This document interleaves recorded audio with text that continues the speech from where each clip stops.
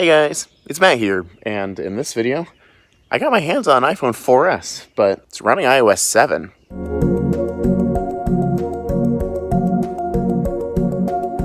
Well, you might think the iPhone 4S is not that different from the iPhone 4 on iOS 7. There is a very stark contrast. As you can see in this B-roll clip, the iPhone 4S has a blur effect in the control center, along with many other places.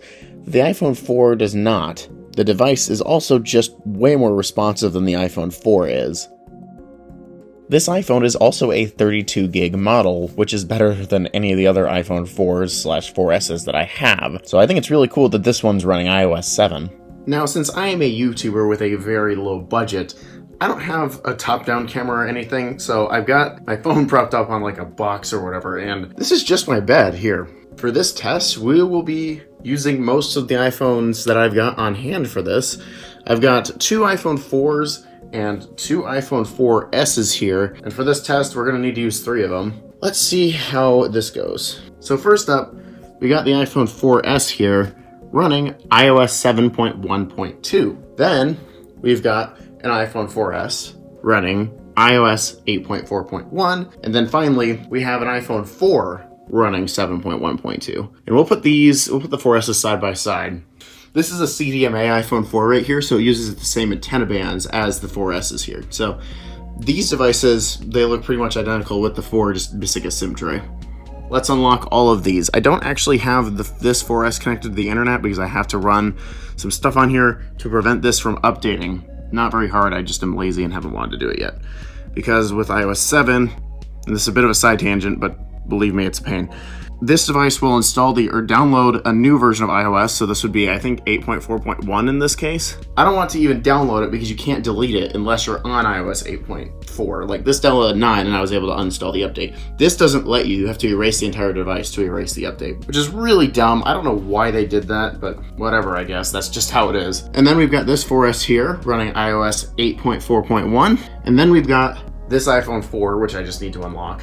So the iPhone 4 is sitting on the left side here, with the 4Ss sitting on the right side here. So this is the 4, 4S, and the 4S running 8.4. So first of all, let's just do some app tests. So let's open, for instance, the settings app. I'm gonna have to reach over a little bit weirdly here for this to actually work, so bear with me, but let's see how fast these devices each can do it. Now you can see the 4S, this is the 4S running 7, that opened it first, with this one being second and this one being last. Though these two actually opened pretty close to each other. This one and this one were pretty much a tie, the 4 running 7 and the 4S running 8.4.1. Let's try the camera app. Now, these aren't identical on all devices, obviously. The 4S, I'm pretty sure, has more features than the 4 does on the camera app, so it has a bit more to load. And the 4S running 8.4, obviously, it's running a newer version of the camera app with newer features, so. Now you can see there, both of these 4Ss I would say opened it at roughly the same time. The one running 8.4 and the one running 7.1.2. They seem to both open them at roughly the same time. So that, I guess, is fine. The 4 took the longest and it wasn't even that far behind, just by a second or so. The next app we're gonna try here, and I gotta pick apps that are totally offline because one of them doesn't have an internet connection, is the clock app. So you can see the middle one opened up first, this one opened up second, and that one opened up last. Now, this isn't gonna be perfect. I don't have multiple people here to be able to help me with this, but I'm fairly certain I'm tapping them all at the same time. Animation speeds will differ based on device, so now if we try an app that all these devices should be able to open just fine, I would say that was roughly a tie. All of them opened up pretty much at the same time. Calculator is not an intensive app at all, obviously, it's just a calculator. Now, let's open Compass. You can see they all opened up with calibration. That one had a prompt because it was the first launch, and there's a cancel button because I think you can skip calibration now. They changed that. One more app we'll try is voice memos. This one hands down beat everything else, the 4S running 7. This wasn't even a competition, this just smoked all the other ones. Probably a surprise to nobody, the iPhone 4S running 7 is actually doing way better than any of the other devices are. So yeah, let's take these two devices out of the equation for a little bit. So this 4S, what can I really say about it? Well, honestly, it's one of the fastest 4Ss I've ever used. This thing is incredibly snappy. It is super fast to use. It is extremely responsive. I can just tap something and it feels like a new phone. Like that, I probably shouldn't do the same one over and over, but you can see this feels instant. This is fast. Opening up these panels here. Even iOS 8 did not feel like that on the 4S. If we go ahead and grab an iPhone 4, I cannot say the same thing. This stutters heavily moving around. This is slow to open up menus. Not always, like you can see this is pretty quick, but like some of these really take some time to actually open stuff up. Which on the 4S running 7, you don't see that same lag anywhere really. This stuff is way faster, and it makes sense. This has a dual core CPU, while the iPhone 4 only has a single core CPU.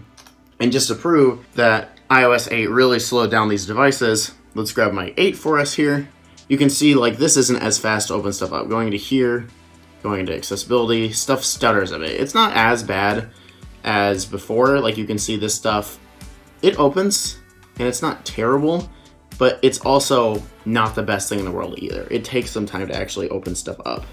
Now, iOS 7 on this 4S, actually, while this iPhone is really fast running 7, I'm glad they didn't cut it on 7. And the reason why I believe that is just because the iPhone 4, I mean, it looks exactly like a 4S, first of all, especially because the phone had only been out for a few years, really. This was released in 2010. iOS 7 was released in 2013, so that wouldn't have been that many updates for the 4. Why they went ahead and put iOS 9 on these 4Ss is beyond me. They could have killed these things on 8, and they honestly should have. That's why I don't have any iPhone 4Ss running iOS 9. This used to run iOS 9, but then I downgraded it because it was terrible. If I get another 4S, I will probably install iOS 9 on it, just because I don't have a 4S running 9 right now. It's a shame that people kind of believe this too with like these phones, is that like these phones were remembered as terrible because these ran like iOS 9 and all that. But if you go back and install old iOS versions on these things, it's actually not the worst experience in the world. It's really nice to use. So that's about it for this video. Did you have any experiences with the iPhone 4S running iOS 7 at all? Even if it's like 7.0 or something? Tell me in the comments below. I'm actually curious what your experiences are with this device. I never actually ran an iPhone 4S running 7, so this is my first experience with an A5 device running 7.1. It got too sunny outside, so I'm moving indoors. Anyways, that's it for this video. Thank you guys so much for watching, and I'll see you guys all later. Bye guys.